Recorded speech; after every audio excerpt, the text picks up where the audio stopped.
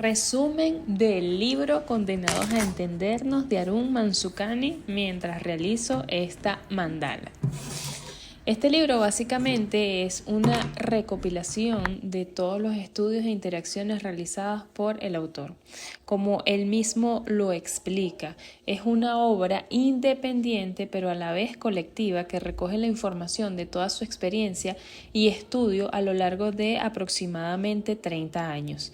El libro nos explica cómo funcionan las relaciones sanas y las patológicas y profundiza en cómo podemos combatir la inercia que a veces nos atrapa para aprender a dirigirla con el fin de que nuestras relaciones sean satisfactorias y no una tortura. Este libro se divide en 3 partes. En la primera parte el autor nos explica la base teórica de cómo nos relacionamos. En la segunda parte nos habla del apego y de las relaciones horizontales y verticales. Esta parte es bastante interesante. Y en la tercera parte nos comparte una visión más práctica y enfocada de cómo podemos mejorar nuestras relaciones. Comenzando el libro, el autor hace énfasis de que la dependencia en esta época es vista como una enfermedad que hay que erradicar totalmente, ya que vivimos en una sociedad altamente competitiva e individualizada que nos hace pensar que ser dependientes es lo mismo a ser vulnerables o débiles. Sin embargo, esto es solamente una fantasía porque todos los seres humanos somos dependientes del entorno físico y social que nos rodea. Si analizamos la base de nuestra naturaleza, para poder nacer y sobrevivir necesitamos de otros. Esta dependencia no es solo un condicionamiento innegociable que todos los seres humanos tenemos, sino que también es un rasgo esencial en nuestra vida adulta. Constantemente vemos que somos dependientes unos de otros. Aunque algunos vínculos son más intensos que otros, todos tenemos que vincularnos. De no ser así, seríamos psicópatas incapaces de conectar con los demás. Ahora bien, profundicemos un poco más. ¿La dependencia es sana? La respuesta que nos da el autor es que es inevitable, porque vivir de cierta forma es en sí mismo depender. Sin embargo, nuestra forma de depender cambia con el paso del tiempo. Los niños necesitan a sus padres o principales cuidadores para sobrevivir, mientras que los adultos pueden buscar mecanismos para proveerse. A esto último lo llamaríamos autonomía. Por lo tanto, un adulto emocionalmente sano es aquel que puede ser autónomo y depender sanamente de otros adultos. Esto implica vivir de forma auténtica, sin necesidad de esperar aprobación, compañía o la supuesta seguridad que brinda el otro. Cabe destacar que cuando un niño no tiene figura de apego seguro, de adulto arrastra un condicionamiento que lo lleva a tener relaciones complicadas. Esto le sucede a la mayoría, ya que vivimos en familias que han repetido ciclos por generaciones. El autor menciona que gran parte del estrés cotidiano que podemos sufrir se debe a la calidad de nuestras relaciones. Por eso se dice que la soledad mata. De hecho, hay estudios que demuestran que envejecer de forma saludable también está relacionado con la calidad de nuestras relaciones. Básicamente, lo que expone el autor es que somos seres humanos profundamente sociales, autónomos pero interdependientes unos de otros. Hay 3 causas de esta interdependencia. La primera es la reproducción sexual, que nos obliga a interactuar para poder reproducirnos. La segunda es que nacemos sin las condiciones para sobrevivir por nosotros mismos y necesitamos de otros para hacerlos. Y la tercera es la convivencia, donde se fortalecen los vínculos para protegernos, cuidarnos y sustentarnos unos con otros. Por consiguiente, la capacidad que tenemos de cooperar es lo que nos ha permitido tener grandes avances en la actualidad, porque, por ejemplo, nunca hubiéramos podido construir un avión solos. Sin embargo, también generamos mucha competitividad entre nosotros mismos, lo cual es una dinámica más contemporánea según el autor, donde paradójicamente la mayoría de las amenazas físicas y emocionales provienen de otros seres humanos. Aquí entran las emociones, porque los vínculos se establecen justamente desde lo emocional. Si entregamos nuestra confianza a alguien y sentimos que no nos hará daño, el vínculo se fortalece. Pero si por el contrario sentimos que el otro nos hará daño, daño o nos va a traicionar, entonces nuestro comportamiento será similar. Básicamente nuestras emociones nos condicionan. Pero ojo, y esto es muy importante, no es la cantidad de relaciones que podamos tener, sino más bien la calidad de las mismas. Por eso se dice que es mejor estar solo que mal acompañado. Si tenemos relaciones tóxicas, vamos a experimentar desequilibrios bioquímicos que se producen a causa del estrés y que nos afectan emocional y físicamente. Como pudimos darnos cuenta, según estas teorías, somos una especie condenada a entendernos. De hecho, los momentos más bonitos o tristes que experimentamos tienen que ver con otras personas. En fin, cada persona elige sus relaciones según sus habilidades sociales y emocionales. Sin embargo, hay otro factor de gran importancia y que el autor menciona ampliamente. Yo simplemente le voy a dar una pincelada porque son datos científicos y no quiero aburrir con el tema, pero sí considero relevante mencionar algunos aspectos. Según la teoría del autor, él dice que todos nacemos con un cerebro inmaduro. Su desarrollo ocurre después del nacimiento y varía en función del tiempo de cada persona, tardando aproximadamente unos 25 años. Un niño cuenta con más neuronas que un adulto, sin embargo, no puede realizar las mismas actividades ni adquirir la experiencia de un adulto. Esto se debe a que no es la cantidad de neuronas lo que importa, sino la conexión que se establecen entre ellas. Estas conexiones son las que nos permiten desarrollar habilidades de todo tipo. Por otro lado, las neuronas que no se conectan entre sí tienden a morir progresivamente. En otras palabras, el cerebro crece a medida de que decrece y lo que no se utiliza o se conecta tiende a desaparecer. A medida que nos convertimos en adultos, nuestro cerebro madura a través de la comunicación con el mundo y con los demás, principalmente en el entorno social en que nos desenvolvemos. Aunque la maduración es un proceso lento, nos ayuda a establecer vínculos con los demás a partir de nuestras experiencias. Estas conexiones pueden ser más cercanas en algunos casos que en otros, pero son esenciales para nuestra convivencia y comunicación con nuestro entorno.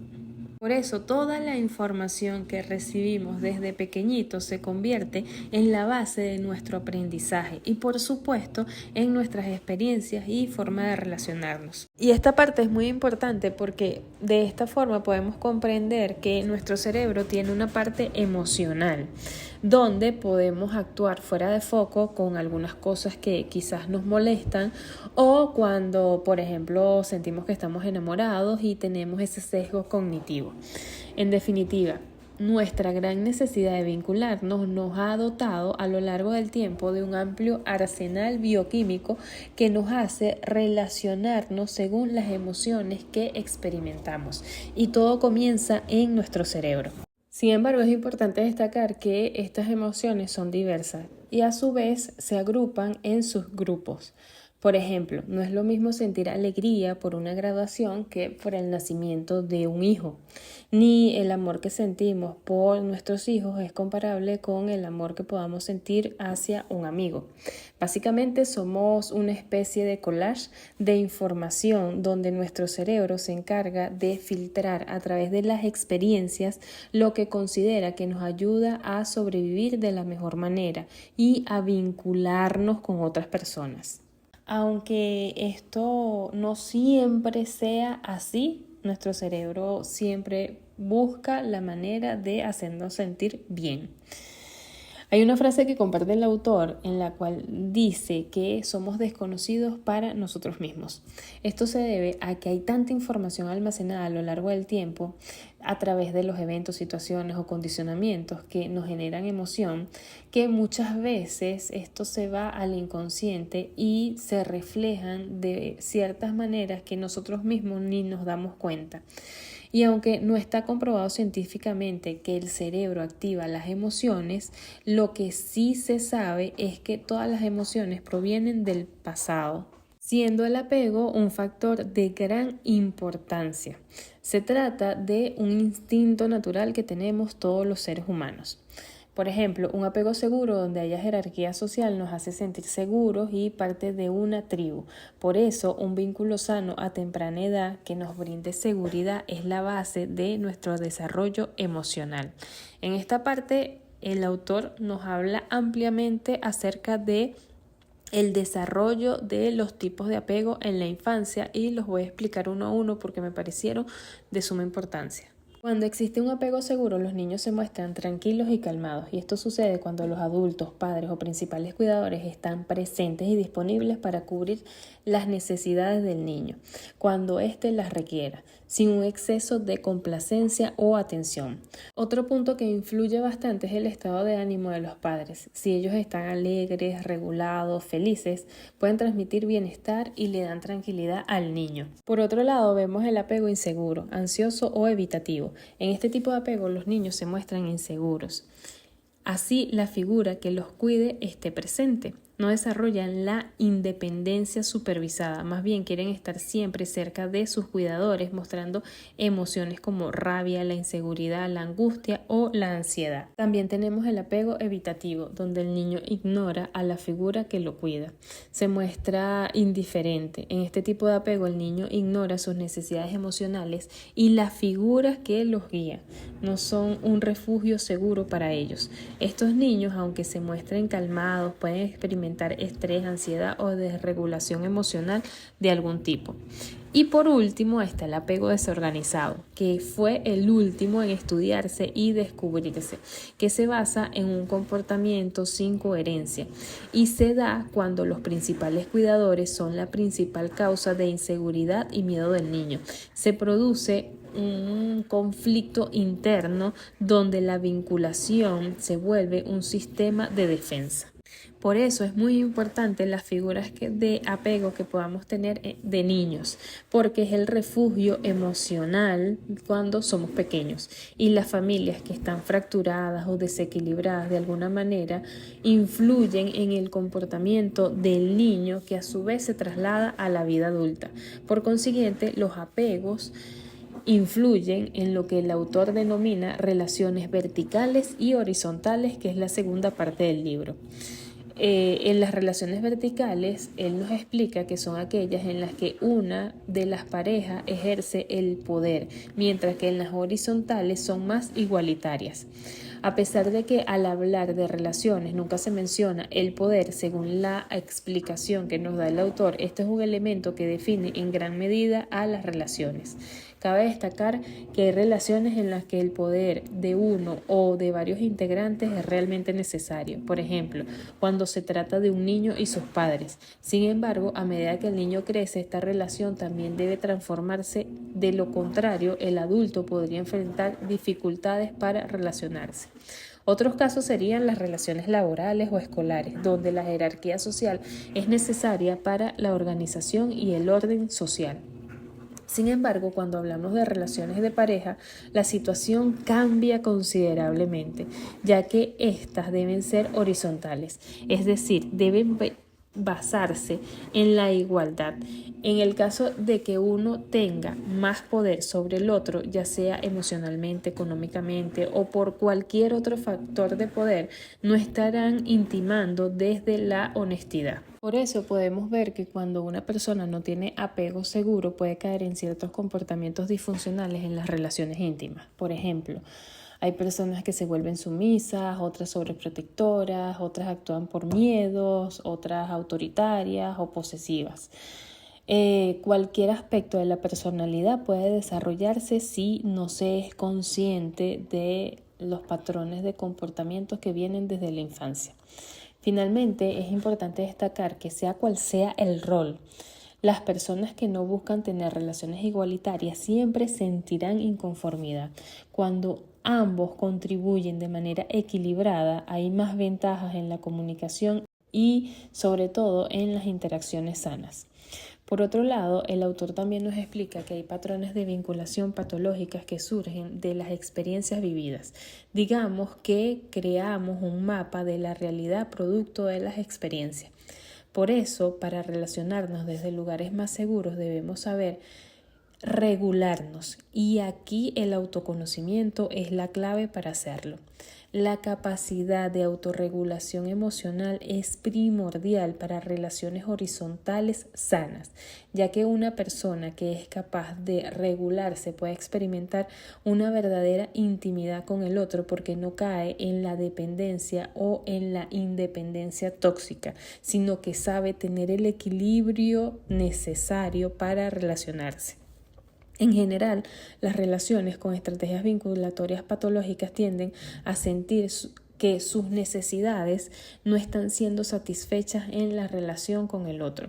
Sin embargo, estas no son matemáticas puras, como dice el autor. Es comportamiento humano que puede variar. El autor menciona estos tipos de estrategias de forma puntual y yo hice un pequeño resumen de cada una porque también me pareció interesante. Primero tenemos las estrategias dependientes. Estas estrategias se construyen sobre los tipos ansiosos de la infancia, que suelen generar un patrón dependiente en la edad adulta. Las emociones más frecuentes en las personas que tienen este tipo de comportamiento o de estrategia de vinculación es la ansiedad provocada por el miedo a ser abandonados, ya sea real o emocional. Luego tenemos las estrategias evitativas, que se aprendieron en general en el seno de las relaciones con un apego evitativo en la infancia. Por eso tienen comportamientos aparentemente de no necesitar a los demás o presentan un distanciamiento físico y emocional entre las personas con las que se relacionan. Luego vienen las estrategias controlador y dominante.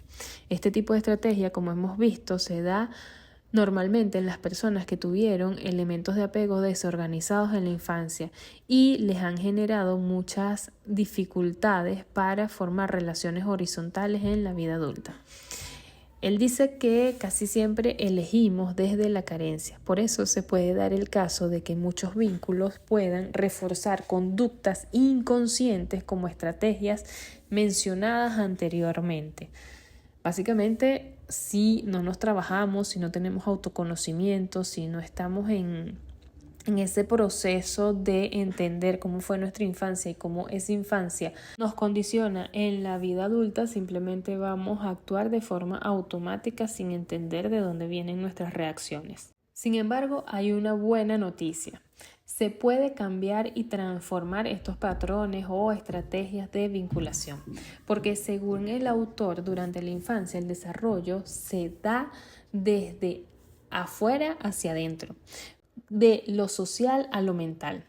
El niño necesita un entorno regulado para regularse y aprender, pero en la vida adulta este proceso debe invertirse. En lugar de esperar que los demás o las circunstancias cambien, es más sensato que nosotros nos hagamos responsables y nos centremos en nosotros mismos. Y el cambiar depende primero de nosotros entender nuestras actitudes y comportamientos para que los demás puedan cambiar. Y lo más transformador es sanar la relación más importante de nuestras vidas y es la relación que tenemos con nosotros mismos. Así que si queremos cambiar nuestro entorno, el primer paso es esa mirada objetiva hacia adentro. Por otro lado, el autor también menciona la felicidad, siendo esta muy buscada en esta época. Sin embargo, se tiende a confundir con metas y proyecciones en el futuro, que cuando realmente llegan todas estas cosas no son lo que estábamos esperando. Y así se nos pasa la vida. Él sostiene que en vez de buscar algo afuera, que es mejor buscar el bienestar que está en el presente, en las relaciones y en lo que somos. También habla del positivismo tóxico, exponiendo cómo a veces con el afán de querer estar bien creamos tensión, reprimiendo emociones. Él destaca que ciertamente tener una buena actitud influye en nuestro bienestar emocional y físico. Sin embargo, se vuelve contraproducente cuando anulamos emociones por querer tener el control de las cosas. Y no entendemos que lo que está pasando en nuestro interior es simplemente una reacción humana. En este sentido nos habla de aprender a comunicarnos, ya que el lenguaje nos ayuda a entendernos, pero también a vincularnos. Si lo hacemos de forma positiva, entonces podremos resolver conflictos y vivir en armonía. También hace mucha énfasis en que la comunicación asertiva es aquella que se da cuando estamos emocionalmente regulados. De lo contrario, son las emociones lo que se expresan. Por tanto, si no sabemos manejar nuestras emociones, no nos vamos a poder comunicar asertivamente. Una vez que sabemos regularnos, el siguiente paso es saber escuchar. Y bueno, este rasgo, como bien sabemos, es algo que no se ve mucho en la sociedad actual, pero es importante. Pero acá no se trata de tener la razón o de idealizar una conversación o buscar ese tipo de vinculación perfecta. Se trata de aceptar, gestionar y entender que todos somos distintos y que a veces, a pesar de que queramos comunicarnos, hay batallas que no podemos ganar. O a veces es mejor simplemente quedarnos callados y ya. Otro aspecto que tiene gran importancia para nuestra sociedad actual y de que el autor habla ampliamente es el de las relaciones de pareja. Él explica que la forma de relacionarnos tiene muchas variantes, como por ejemplo la cultura, los valores, las condiciones. Sin embargo, la pareja en especial cumple 3 roles importantes en la sociedad. La primera es la sexual, la segunda es la afectiva y la siguiente es la social. En estas dinámicas de pareja existen muchas formas de relacionarse, pero la que realmente es positiva es la que se trabaja. Según el autor, no debemos creer que el amor romántico o la pasión nunca va a terminar. Eso es simplemente idealizar una relación. Él dice que el amor se trabaja y que es una acción tanto para el otro como para nosotros mismos.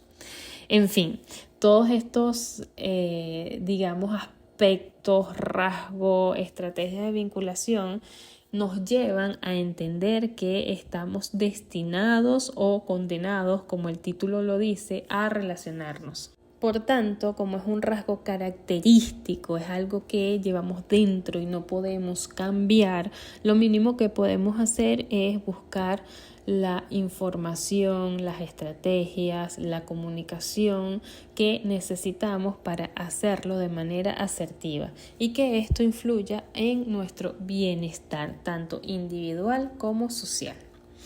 Y bueno, nada, hasta aquí el resumen. Este libro es un poco largo. Yo toqué simplemente algunos aspectos que me parecieron interesantes. Sin embargo, como siempre les digo, es importante que ustedes lo lean, que ustedes lleguen a sus propias reflexiones, quizás con las vivencias que han tenido. Hay algunos puntos que pueden detonar ciertas cosas y llevarlos a tener más conciencia. Es importante que a través de estos resúmenes ustedes puedan tener la forma de conectarse con el autor o la lectura para luego sacar sus propias conclusiones al leer por su cuenta. Hay personas que a veces me dicen que no digo todo lo que dice el libro, que hay puntos que se quedaron por fuera, pero simplemente la visión o, como dije anteriormente, los detonantes que yo he tenido y que quizás me hacen tener esa visión o me llaman más la atención algunos puntos que otros. Así que muchas gracias por escucharme. Chao, chao.